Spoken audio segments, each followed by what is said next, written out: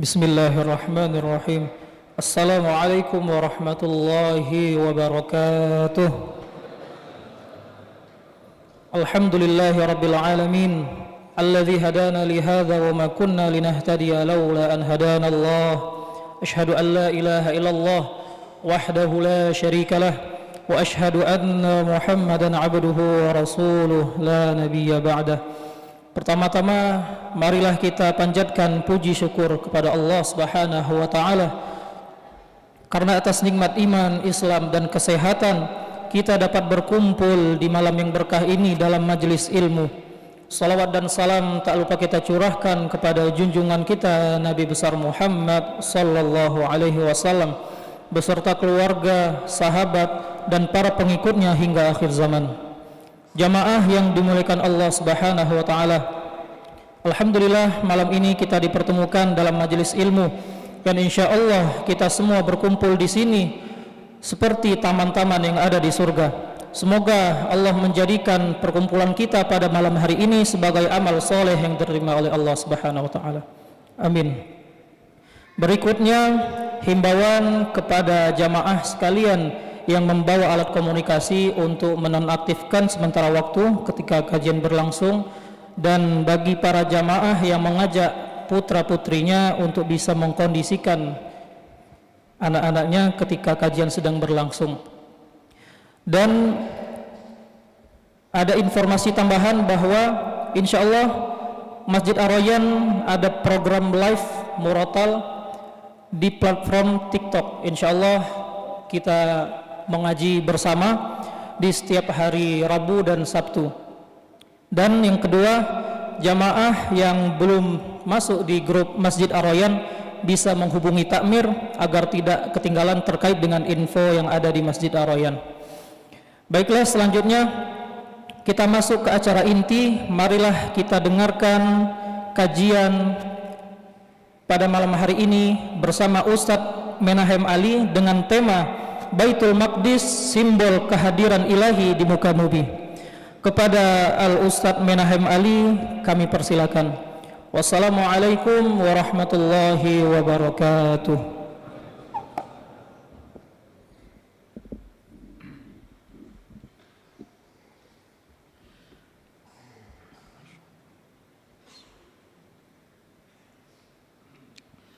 Assalamualaikum warahmatullahi wabarakatuh.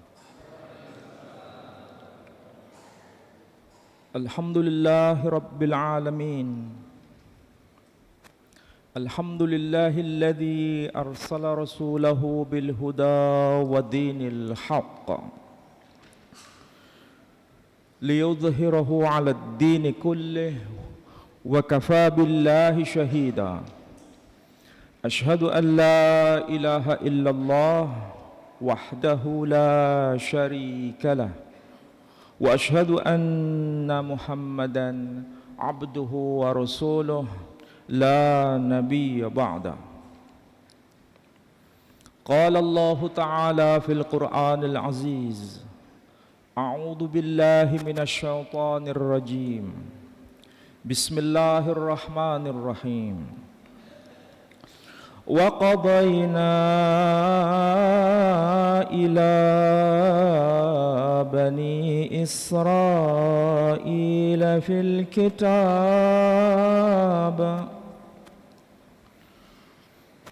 وَقَضَيْنَا إِلَى بَنِي إِسْرَائِيلَ فِي الْكِتَابِ لَتُفْسِدُنَّ فِي الْأَرْضِ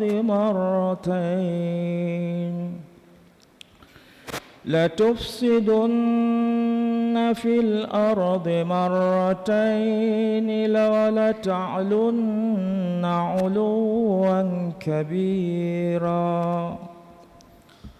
Sadaqallahul azim.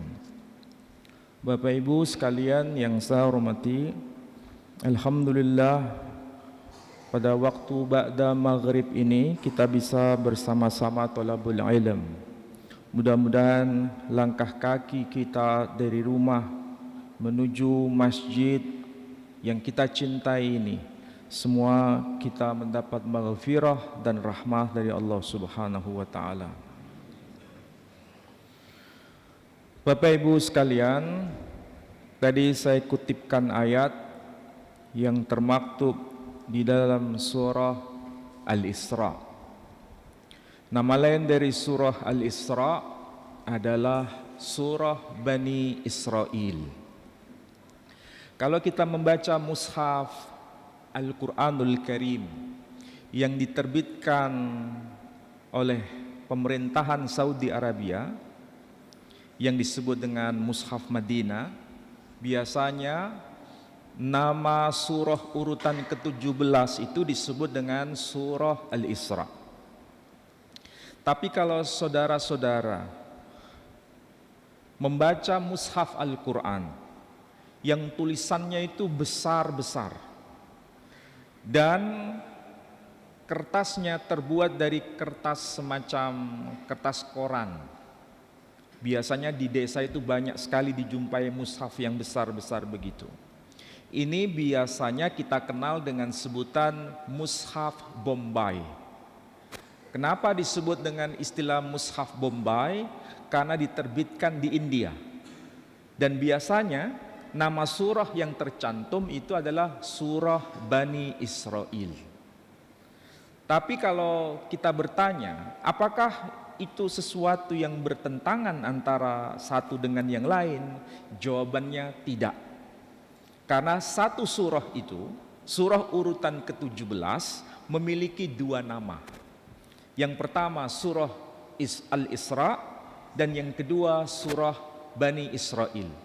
Saya kira yang ada di Jombang ini masih akrab dengan mushaf yang ukurannya besar, tulisannya juga besar-besar. Kalau nggak pakai kacamata pasti masih bisa baca, karena begitu besarnya hurufnya. Dan itu yang disebut sebagai mushaf Bombay. Ya, saya nggak tahu di sini apa masih ada mushaf Bombay. Nah, Bapak Ibu sekalian, tidak jarang di dalam Al-Quran setiap surah itu memiliki dua nama.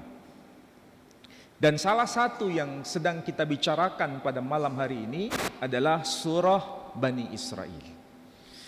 Dan Bapak Ibu harus paham, ini bukan bicara satu orang.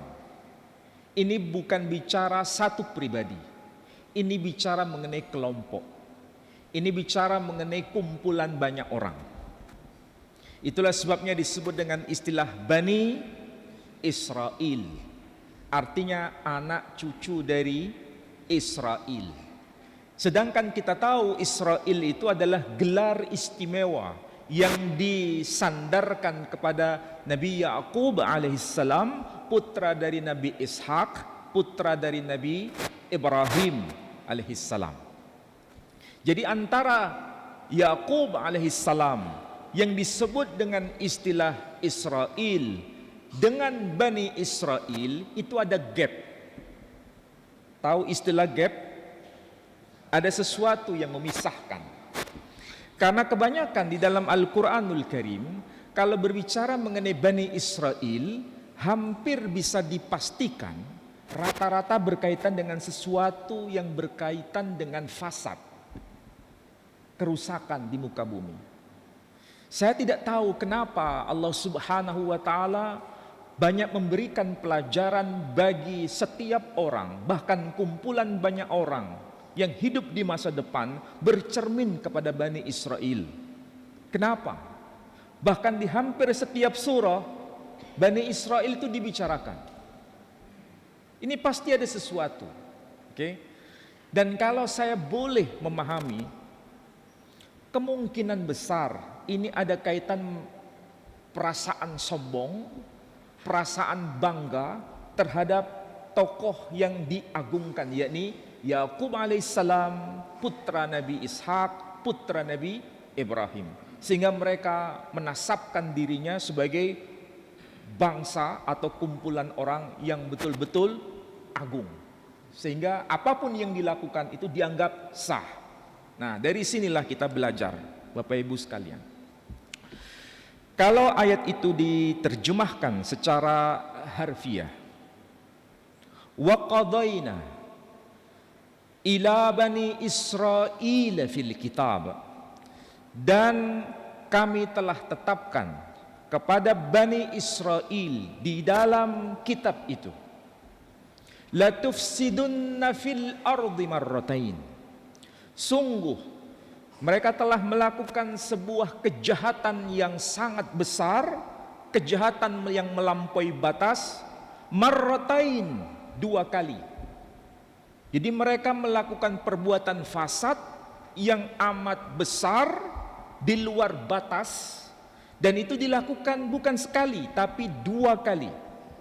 Wala ta'alunna 'uluwan kabira, dan mereka melakukan kesombongan yang amat besar.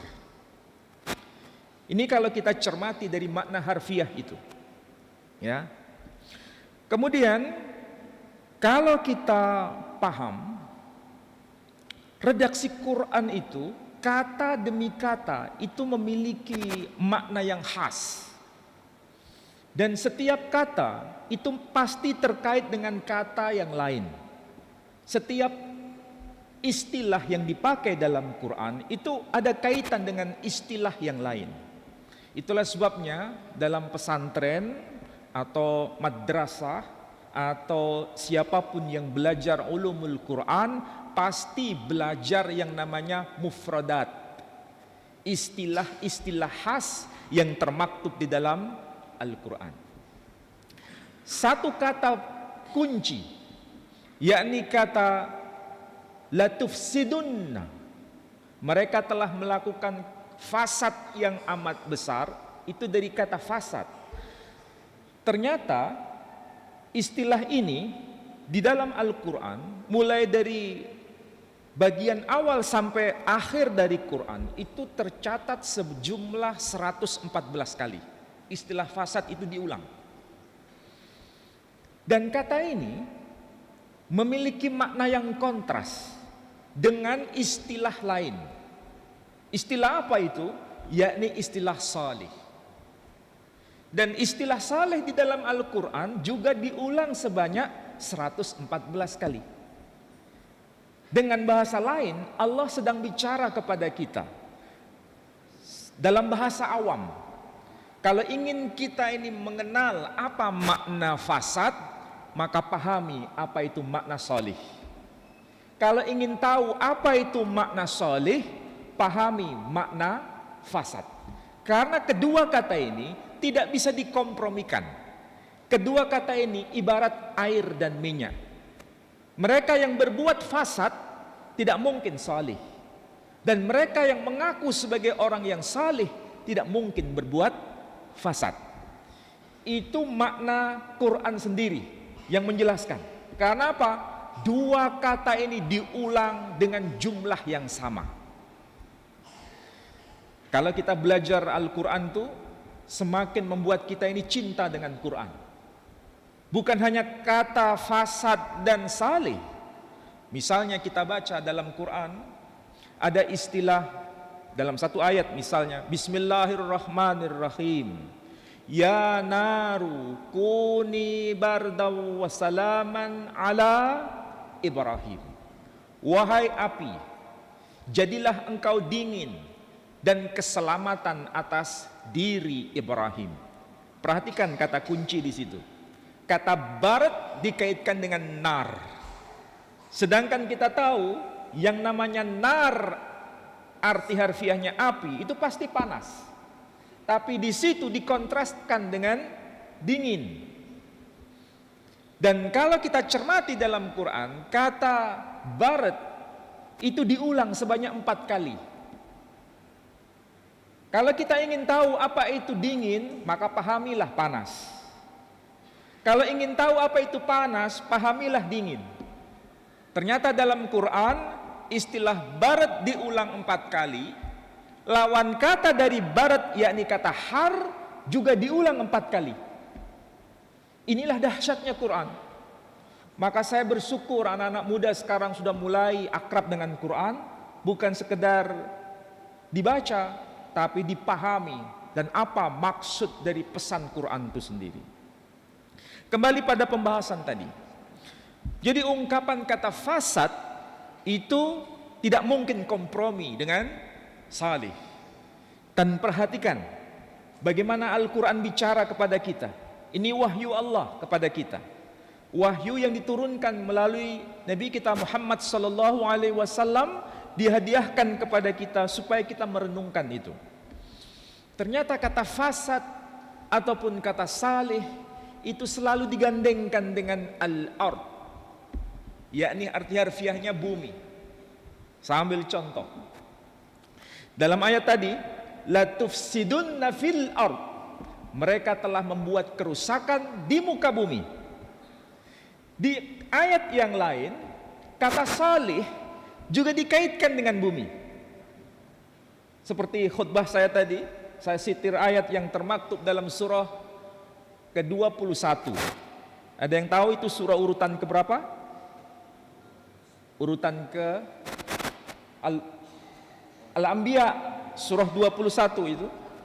Ayat yang ke-105 disebutkan, walaqad katabna fiz zabur min ba'di dzikr annal arda yarithuha ibadiyas salihun. Dan sungguh telah tertulis, telah termaktub di dalam kitab Zabur, sebagaimana telah tertulis di Lauhil Mahfuz, bahwa bumi ini hanya diwarisi oleh orang-orang yang salih. Perhatikan di situ, kata bumi dikaitkan dengan salih. Kata fasad juga dikaitkan dengan, kata bumi dikaitkan dengan salih, kata fasad juga dikaitkan dengan bumi. Jadi bumi bisa dikaitkan dengan fasad, bumi juga dikaitkan dengan salih. Berarti bumi itu pasif, tergantung siapa yang bertindak. Bumi itu hanya pasif, yang aktif siapa? Pelaku fasad dan pelaku salih. Pertanyaannya, yang ada di sini, yang datang di masjid ini, bagian dari orang yang salih atau bagian dari yang fasad? Mudah-mudahan Allah menjadikan kita sebagai bagian orang-orang yang saleh. Bapak Ibu sekalian, inilah bahasa Quran. Nah, masalahnya begini. Kenapa di dalam Al-Quranul Karim sampai ada rincian perbuatan fasad yang extraordinary ini terjadi 2 kali? Apa yang dimaksud? Fasad itu yang mengakibatkan sampai diulang 2 kali. Ternyata para ulama menjelaskan itu berkaitan dengan hancurnya Baitul Maqdis 2 kali. Kita tahu Baitul Maqdis, atau mereka menyebutnya Bait Hamikdash, rumah suci yang di situ simbol kehadiran Allah di tengah-tengah umatnya. Dan itu terletak di Yerusalem. Dan kita sangat paham itu. Ternyata pada periode pertama itu dibangun oleh seorang nabi yang bernama Sulaiman. Pertanyaannya, kenapa yang diperintahkan membangun rumah suci di Yerusalem itu adalah seorang yang bernama Sulaiman?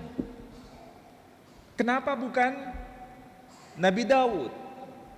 Kenapa bukan Nabi Musa? Kenapa harus Nabi Sulaiman?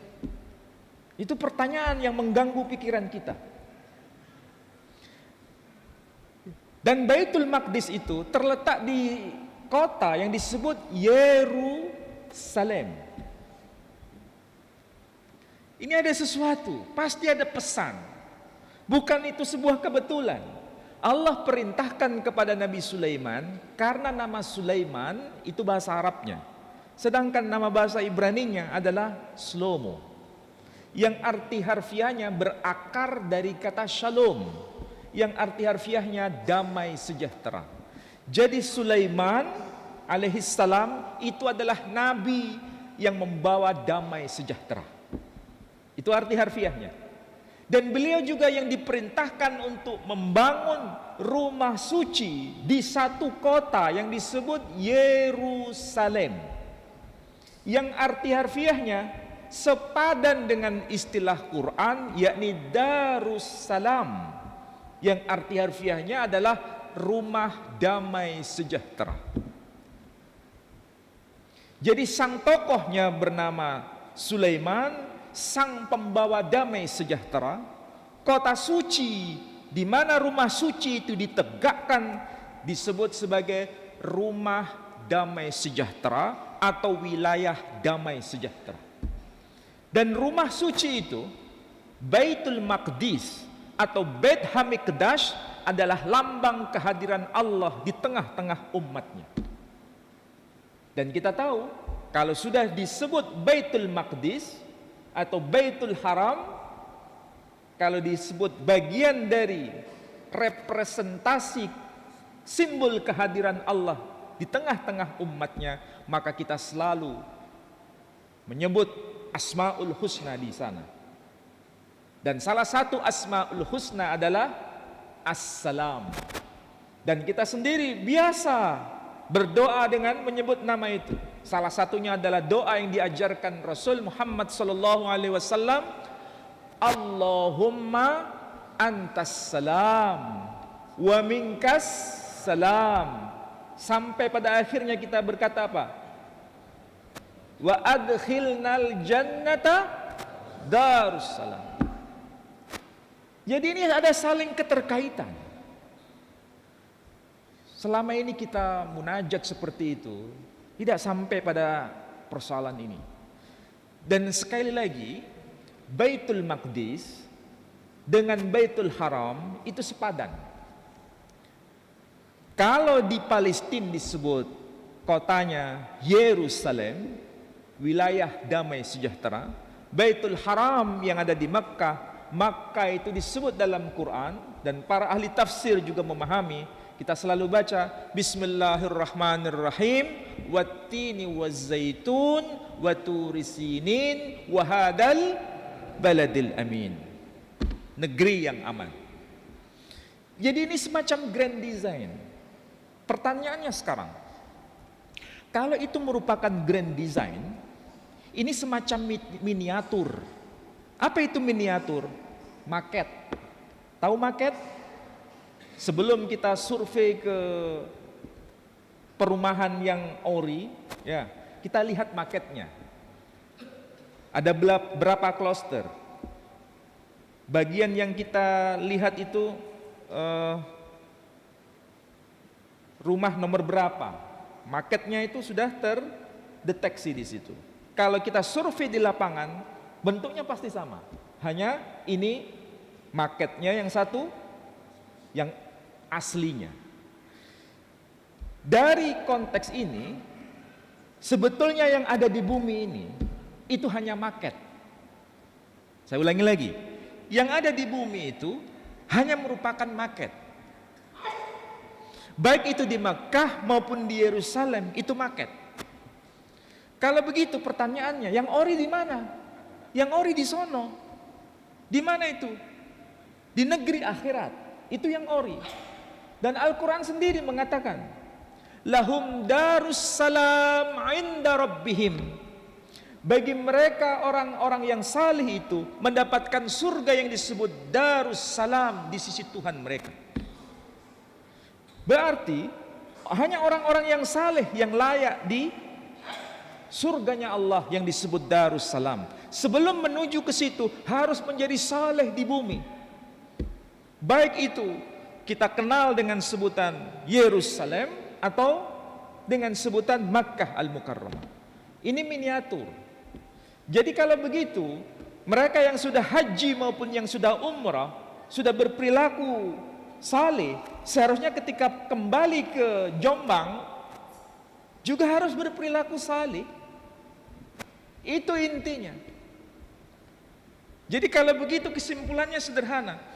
Yang di negeri akhirat itu yang ori, yang di bumi ini hanya miniaturnya.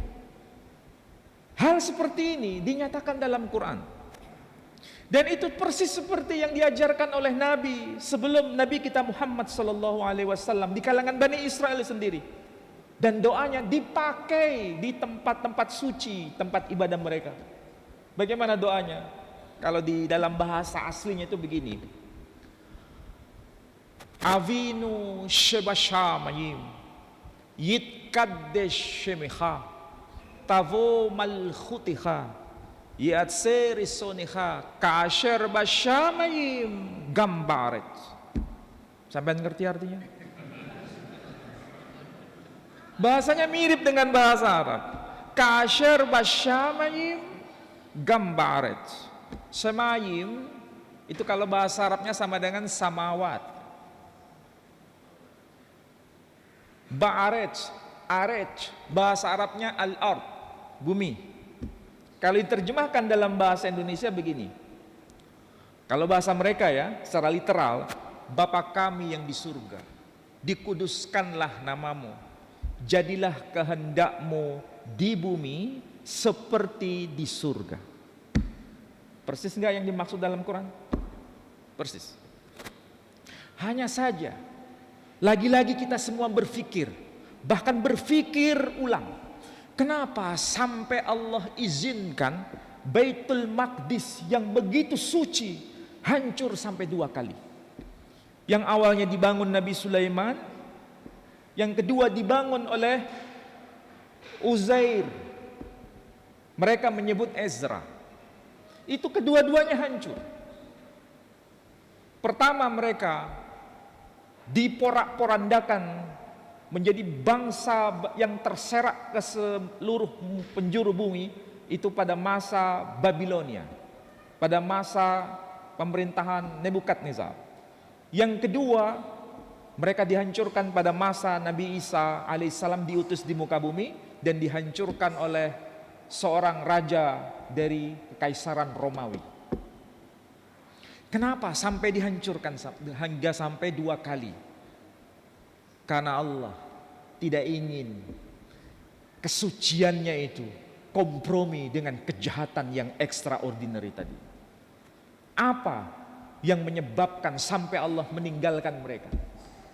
Dan simbolnya adalah Baitul Maqdis harus hancur. Dan ini berbeda dengan Masjidil Haram. Sebelum Rasul Muhammad SAW diutus di muka bumi, tidak semua bangsa Arab itu penyembah berhala. Sebagian masih istiqomah dengan agama Hanif yang diajarkan oleh Nabi Ismail. Dan Abdul Muttalib pernah berdoa kepada Tuhannya, wahai ya Rabb, ini adalah rumah sucimu, hanya engkau sendiri yang berhak menjaganya. Allah menjaganya sampai detik hari ini. Dan yang di Yerusalem sebaliknya, semua Bani Israel melakukan kejahatan, dan itu kejahatan yang kolektif. Kejahatan apa itu? Di dalam Al-Quran dijelaskan salah satunya. Dan ini termaktub dalam surah Al-Baqarah, surah urutan kedua, ayat yang kelima. Berkaitan dengan apa? Perhatikan ayat 65 itu. Bismillahirrahmanirrahim. Walaqad alimtumul ladzina atadaw minkum fis sabt faqulna lahum kunu qiradatan khasiin. Ini berkaitan dengan apa? Mereka diperintahkan untuk memelihara hari Sabat sebagai bagian dari syariat hukum Taurat. Mereka tidak melakukannya dengan tulus, tetapi dengan manipulasi. Dan itulah yang menyebabkan Allah tidak berkenan kepada mereka. Dan kalau saya baca di dalam kitab At-Tafsir Al-Basit, ini Tafsir Al-Basit yang ditulis oleh Al-Imam Abul Hasan Ali bin Ahmad ibn Muhammad Al-Wahidi. Beliau wafat tahun 468 Hijri. Sedangkan kita ini tahun berapa? 1400-an. Ya toh? Berarti jaraknya sangat jauh dengan beliau. Beliau itu sangat salaf, generasi terdahulu. Dan beliau di dalam juz yang Thalith Ashar, juz yang ke-13, ketika menjelaskan la tufsidunna, qala Ibnu Abbas yuridul ma'asi, mereka telah melakukan perbuatan maksiat. Berkaitan dengan apa? Ikhtilaf dengan At-Taurah. Jadi mereka melakukan tipuan terhadap At-Taurah.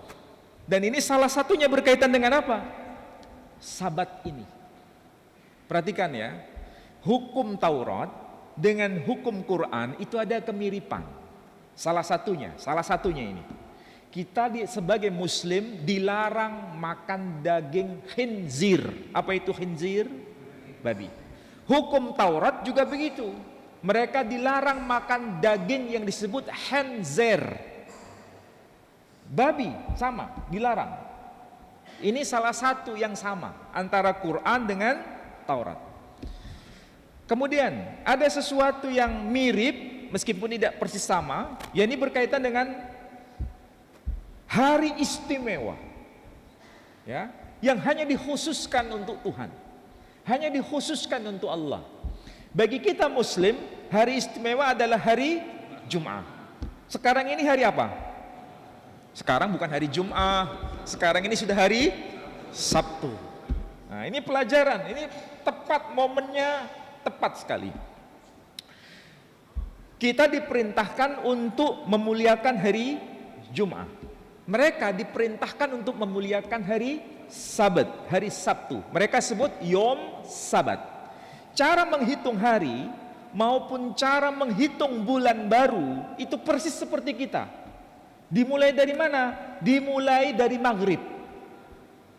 Jadi kalau kita sekarang ini masuk hari Sabat, hari Sabtu, mereka juga sama. Setelah kumandang maghrib, matahari tenggelam, itu dimulai hari Sabat. Persis sama. Kapan hari Sabat selesai? Besok. Hari Sabtu ketika maghrib dikumandangkan, maka dimulai Yom Ehad, hari pertama. Kita menyebutnya hari Minggu, ya orang sana. Kalau kita menyebut hari Ahad. Jadi cara menghitungnya sama, tapi coba kita pelajari dan kita renungkan. Mereka mencoba untuk melakukan tipuan terhadap hari yang agung ini. Secara syariat, mereka punya cara bagaimana menyiasati ngakali Tuhan. Tahu ngakali Tuhan? Saya sengaja pakai istilah begini karena saya tahu yang di sini tuh S4, S5. Bagaimana cara ngakali Tuhan? Quran sendiri menjelaskan. Mereka itu berbondong-bondong secara kolektif membuat perangkap ikan itu di hari Jumat. Di hari Jumat sore. Sebelum maghrib dipasang perangkap ikan. Jadi memasang perangkap ikan itu tindakan duniawi, tapi dilakukan di hari apa? Di hari Jumat. Ketika maghrib tiba, jadi ketika maghrib itu sudah tiba, mereka berhenti, tidak melakukan aktivitas duniawi, tapi mereka mengawasi. Ini ikannya sudah banyak atau belum? Oke, tidak melakukan apa-apa sampai hari esoknya. Setelah maghrib tiba di hari Sabtu, barulah kemudian langsung itu diangkat bersama-sama, rame-rame. Pertanyaannya, secara hukum syariat Taurat, mereka itu melanggar syariat atau bukan? Enggak melanggar syariat. Dan itu sesuai dengan ketepatan mereka. Hari ini juga begitu. Untuk menyiasati Tuhan itu mereka pintar. Pada hari Sabat mereka tidak boleh menyalakan api. Lampu itu bagian dari api dalam syariat mereka. Tapi menyiasati Tuhan itu pintar mereka. Gimana caranya? Menghidupkan nyala lampu ini sebelum maghrib tadi dinyalakan. Supaya apa? Jam segini terang. Pintar enggak? Lebih pintar mereka atau sampean? Begitulah caranya ngakali Tuhan. Hal seperti ini Allah tidak izinkan terjadi kembali pada diri kita. Mereka berpatokan pada soal sah sesuai dengan rukun-rukunnya, selesai. Tapi tidak sampai pada substansi. Inilah yang Allah tidak berkenan kepada mereka. Kita tunggu adzan ya.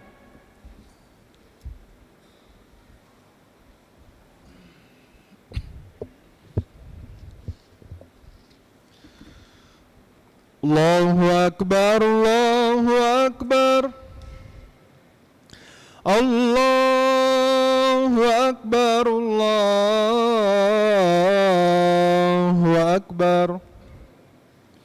Asyhadu an la ilaha illallah.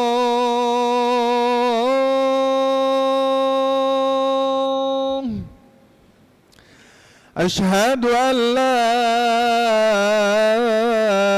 ilaha illallah.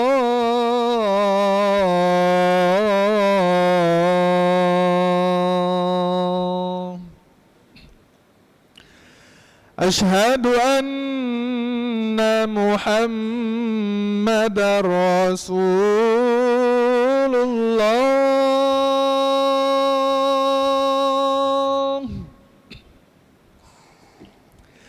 Asyhadu anna Muhammadar Rasulullah.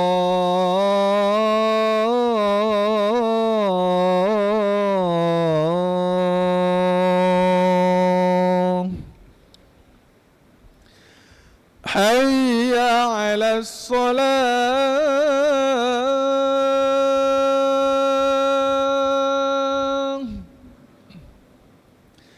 Hayya 'alas salah.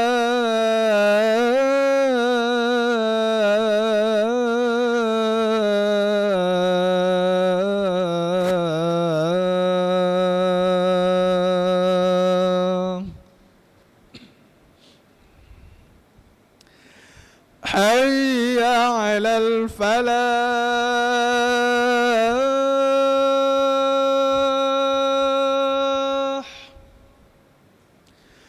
Hayya 'alal falah.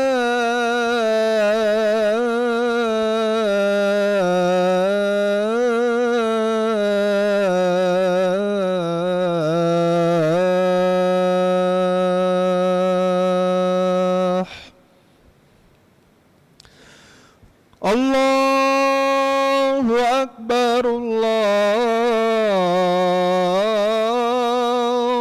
Akbar. La ilaha illallah.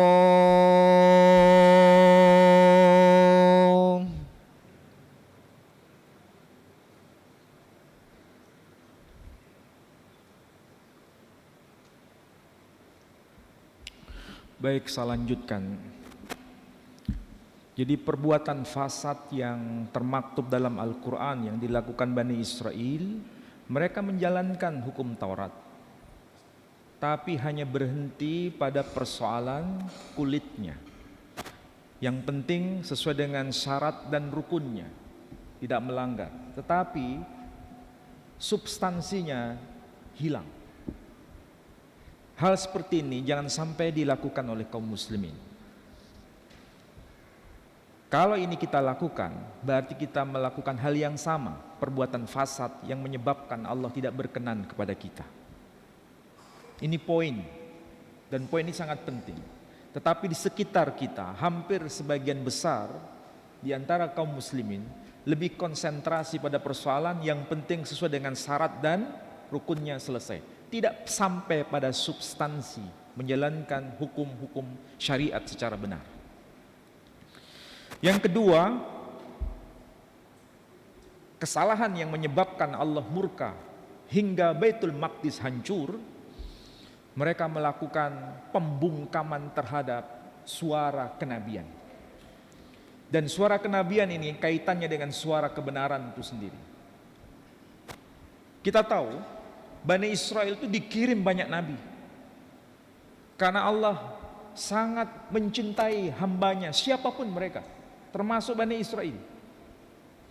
Tapi kenapa Allah sampai mengirim banyak nabi di kalangan Bani Israel? Tentu ini pertanyaan besar.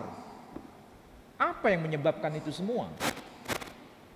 Ternyata di dalam Al-Quran tercatat, di dalam kitab Injil tercatat, bahkan di dalam kitab Taurat sendiri juga tercatat.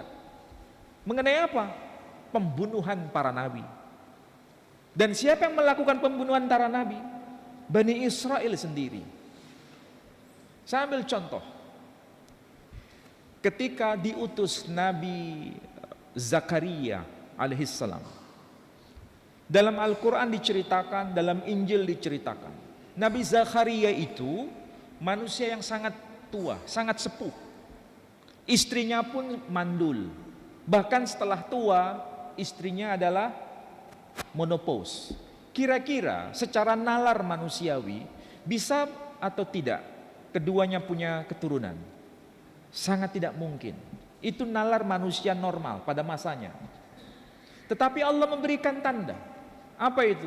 Orang yang sudah tidak punya potensi melahirkan, istrinya yang sudah sangat sepuh ternyata bisa punya keturunan. Ini seharusnya Bani Israel membaca tanda-tanda itu. Dan tanda ini sebetulnya pengulangan dari tanda sebelumnya. Karena datuknya dulu, yakni Nabi Ibrahim dan Sayyidah Sarah. Sayyidah Sarah berkata, "Ana ajuzu wa hada ba'li sayha." Aku ini sudah sangat tua dan suamiku ini juga sangat sepuh.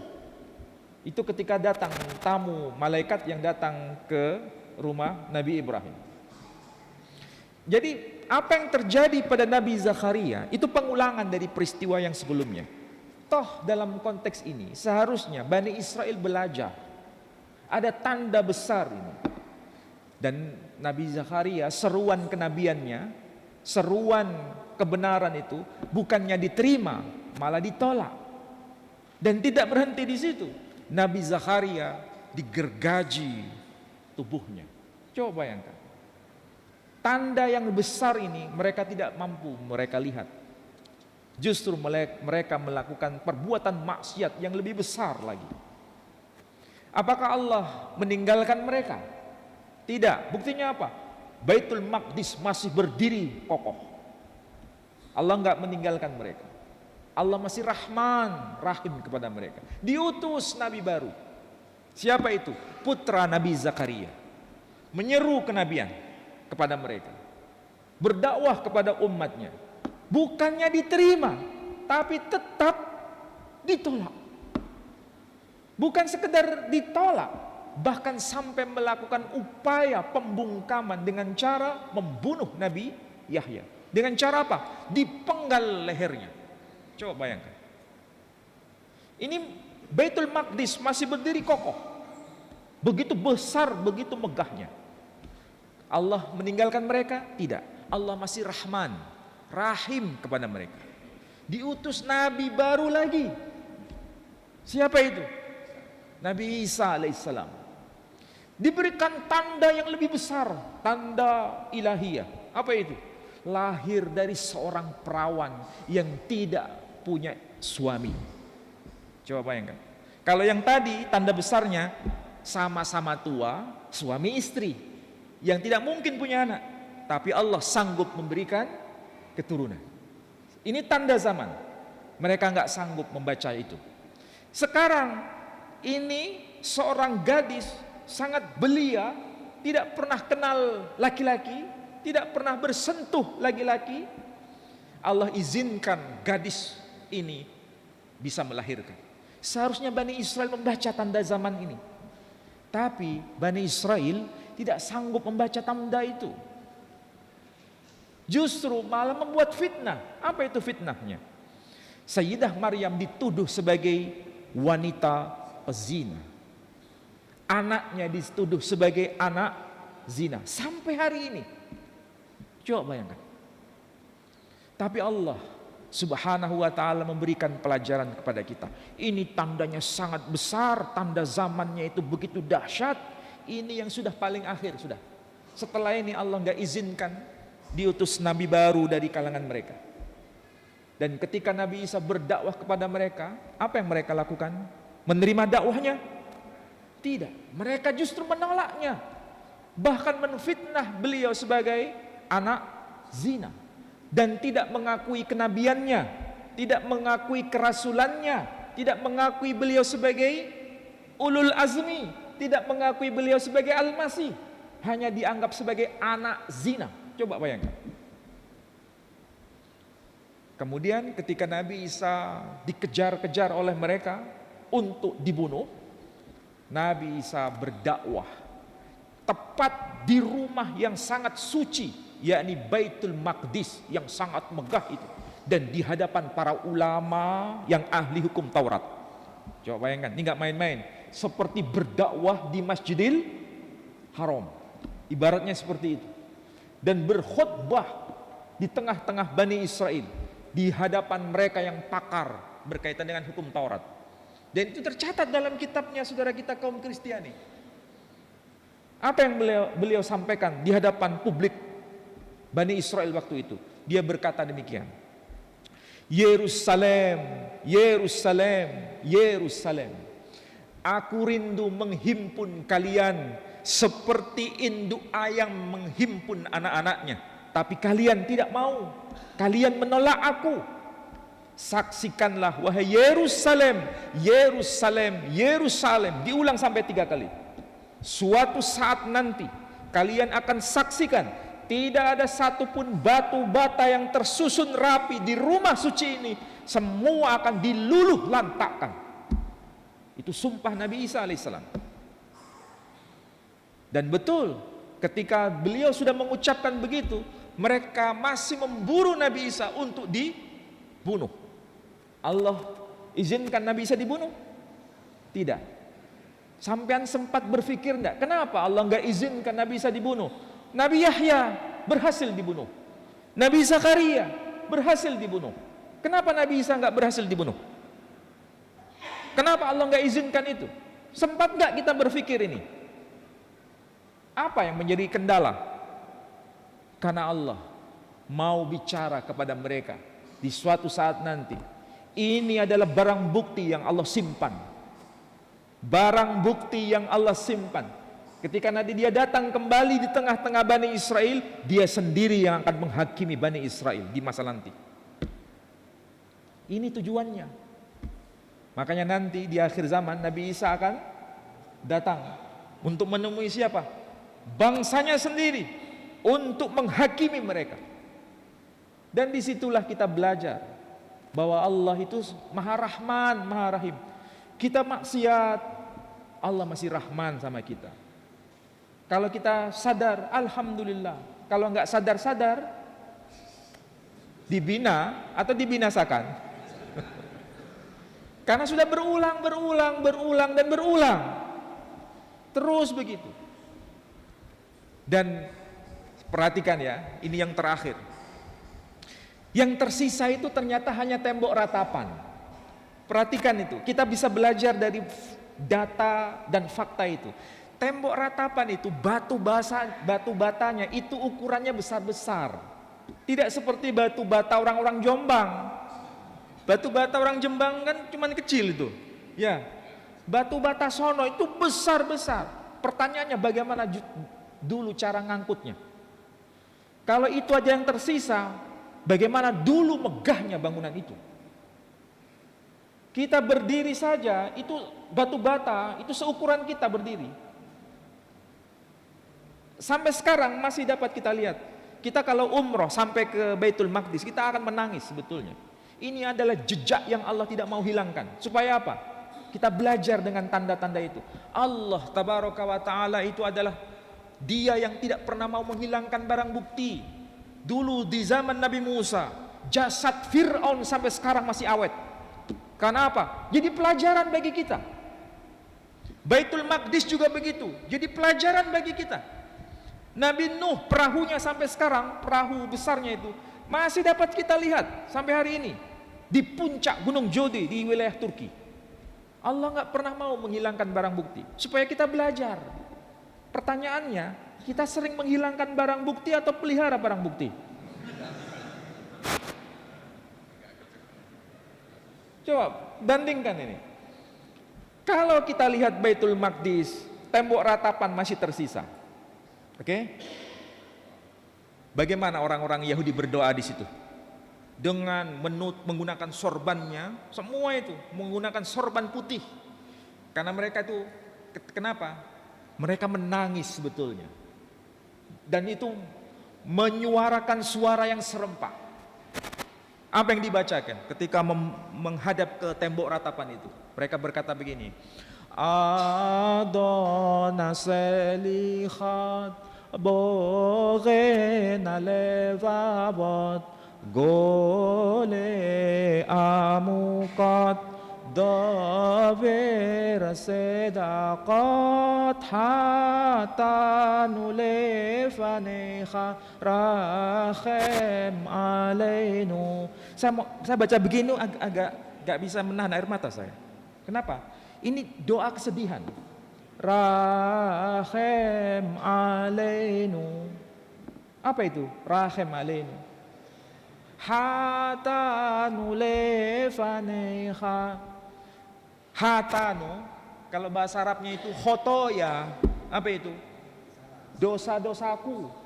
Jadi kalau mereka berkata hatanu lefaneha, dosa-dosa kami begitu besar di hadapanmu. Rahem alainu, rahmatilah kami, kasihanilah kami. Coba, bahasanya itu bahasa kesedihan. Allah dengar? Enggak. Allah sudah tinggalkan mereka. Karena apa? Itu hanya di bibirnya. Tindakannya tidak sama dengan ini. Kita diajarkan melalui Al-Quran dengan doa yang hampir mirip dengan itu. Wa'fu anna waghfir lana warhamna. Coba bayangkan. Ada enggak dalam Quran? Ada. Wa'fu anna waghfir lana warhamna. Coba bandingkan dengan doa mereka itu. Hatanu lefaneha rahem alainu. Sama enggak? Mirip enggak? Tapi kalau kita hanya lisan saja yang begitu, tapi tindakan kita sama dengan mereka, berarti kita wataknya sama enggak dengan mereka? Silakan jawab sendiri. Jadi agama itu bukan sekedar lip service. Agama itu di sini. Saleh itu bukan dilihat dari setiap hari pakai sarung. Saleh itu bukan dilihat setiap hari pakai kopiah putih. Saleh itu bukan dilihat dari setiap hari pakai jubah. Tapi kalau setiap hari pakai pecah putih, tapi di pasar mengurangi timbangan, itu bukan sesuatu yang saleh. Setiap hari pakai jubah, tapi di kantor melakukan upaya korupsi, itu bukan kesalehan. Jadi kesalehan itu apa? Tindakan, bukan simbol.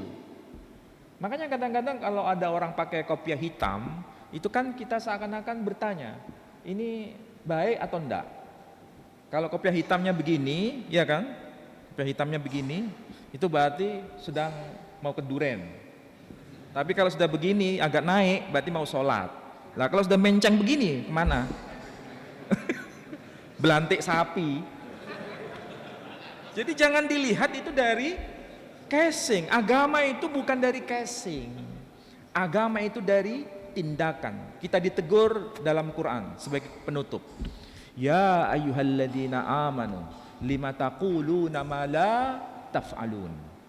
Wahai orang-orang yang beriman, kenapa antara ucapanmu dengan tindakan tidak sama? Kita meratap di hadapan Allah dengan lisan kita. Wa'fu anna waghfir lana warhamna. Tapi tindakan kita menyelisihi itu bukan sesuatu kesalehan, itu fasad. Dan Allah tidak berkenan dengan orang yang fasad. Lihat Bani Israel, Allah tinggalkan mereka meskipun mereka meratap berkali-kali.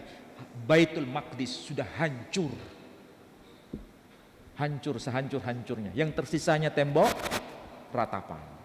Mudah-mudahan apa yang saya sampaikan bermanfaat untuk memperbaiki cara beragama kita. Baik, ada yang mau tanya? Udah?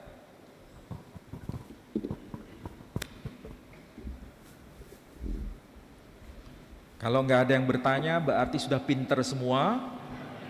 Tinggal melaksanakan, ya. Pulang dari sini, perbaiki cara beragama kita ini. Jangan beragama hanya casing, beragamalah dengan substansi, dengan makna yang benar. Tidak ada tipu-tipu di hadapan Allah Subhanahu wa taala. Saya kira demikian, saya tutup dengan doa penutup majelis. Subhanakallahumma wa bihamdika asyhadu an la ilaha illa anta astaghfiruka wa atubu ilaik. Assalamualaikum warahmatullahi wabarakatuh.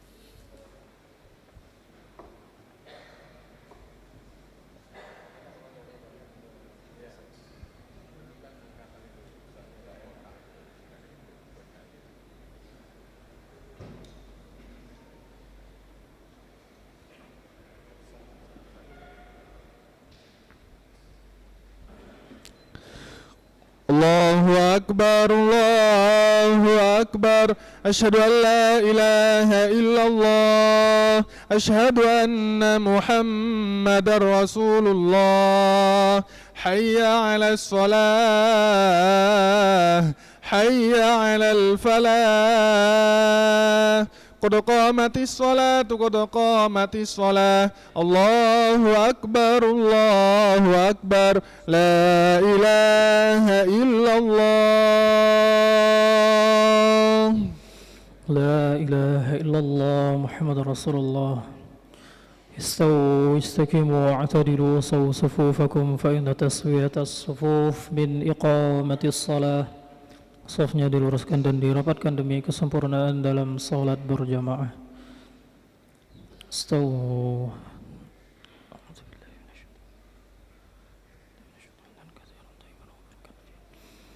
Allahu Akbar.